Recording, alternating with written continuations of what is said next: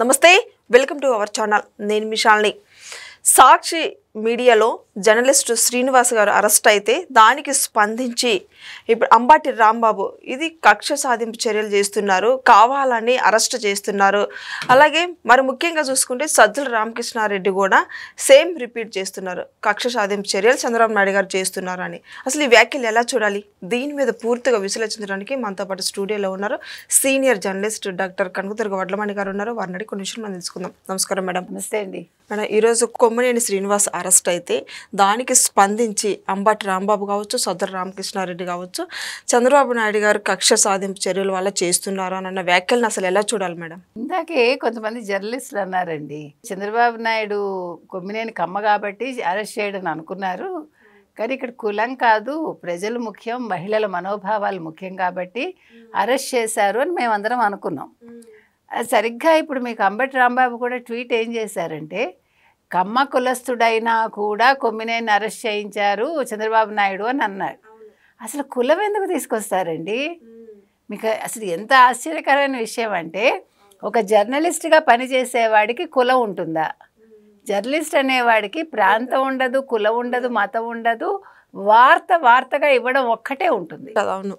అలాంటిది కొమ్మినేని గారిని అరెస్ట్ చేయడంలో ఆయన నిన్నను జర్నలిస్ట్ అని చెప్పుకునే కృష్ణన్రాజు ఏదైతే వ్యాఖ్యలు చేశారో అమరావతి మీద, అమరావతి రాజధాని అంటే అది వేశ్యల రాజధాని అని ఆయన నోటితో ఆయన అన్నాడు.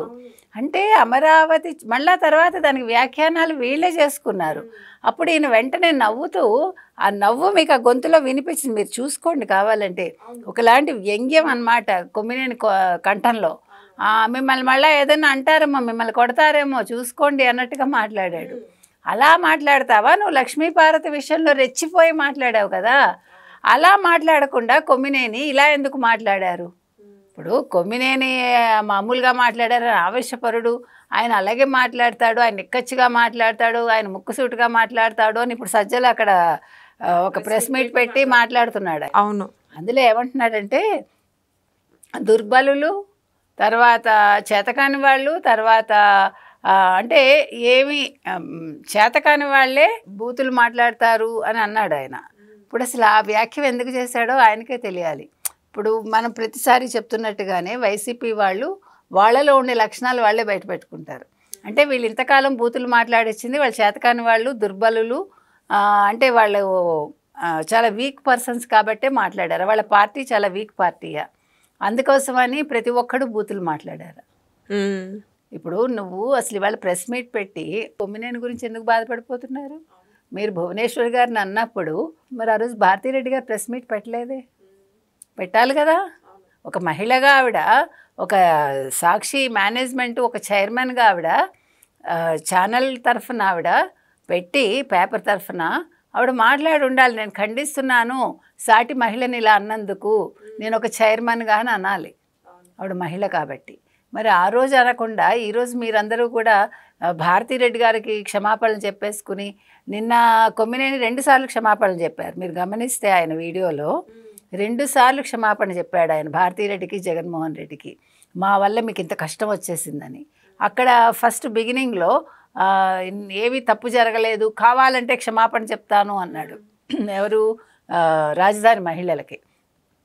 రెండోది ఇవాళ మళ్ళీ వీడియో చేసి ఇవాళ కూడా పాప ఆయన జగన్మోహన్ రెడ్డికి, ముఖ్యంగా భారతీరెడ్డి గారికి క్షమాపణ చెప్పుకున్నాడు.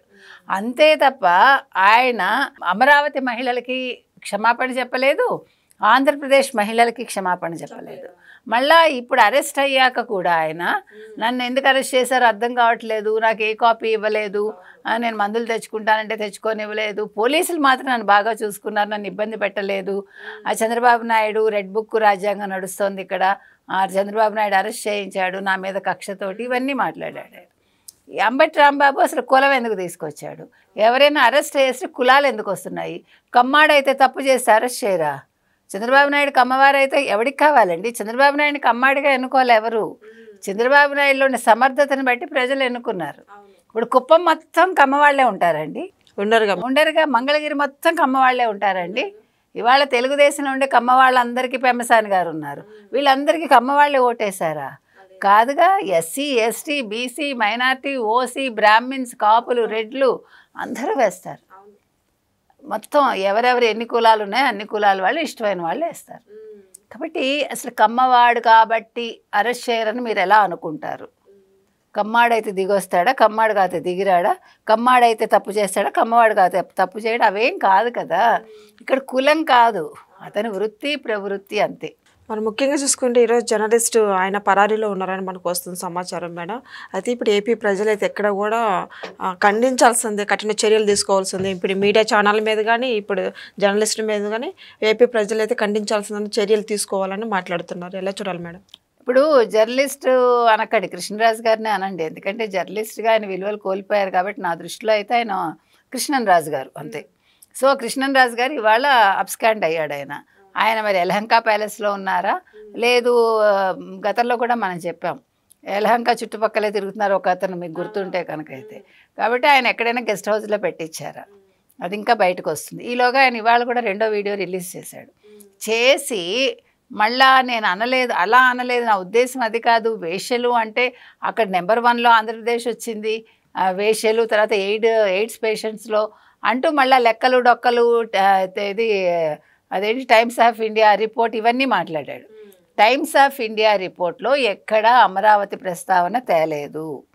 వాళ్ళు ఏం చెప్పారంటే భారతదేశంలో కర్ణాటక నెంబర్ 1లో ఉంది ఇది సెక్స్ వర్కర్స్ విషయంలో, నెంబర్ 2లో ఆంధ్రప్రదేశ్ ఉంది, నెంబర్ 3లో మహారాష్ట్ర ఉంది, నెంబర్ 4లో తెలంగాణ ఉంది, నెంబర్ 5లో గోవా ఉంది అని చెప్పారు. అంతే తప్ప ఇంకేం చెప్పలేదు వాళ్ళు. కాబట్టి ఇప్పుడు మనం ఏం చెప్తున్నాం అంటేనండి, ఆయన ఏమంటున్నాడు, ఇవన్నీ లెక్కలు తీసుకొచ్చాడు. టైమ్స్ ఆఫ్ ఇండియాని కోట్ చేశాడు ఆయన.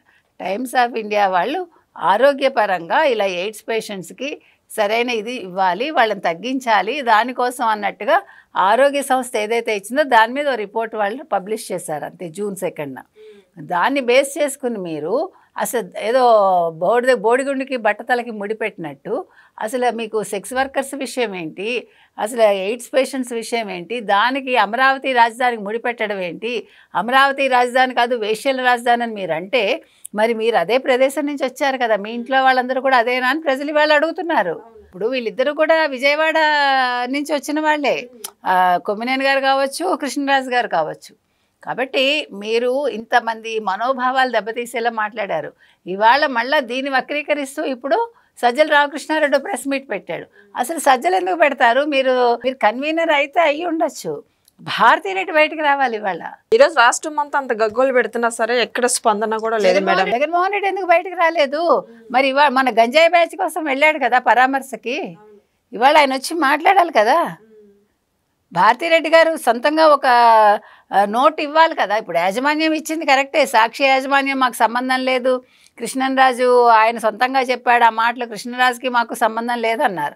ఇప్పుడు మరి కొమ్మినేనికి మాకు సంబంధం లేదని ఏమైనా ఇస్తారా? అది కూడా వేచి చూడాలి. ఎందుకంటే వాళ్ళు ఒకసారి అరెస్ట్ అయ్యాక వాళ్ళు కాకుండా పోతారు.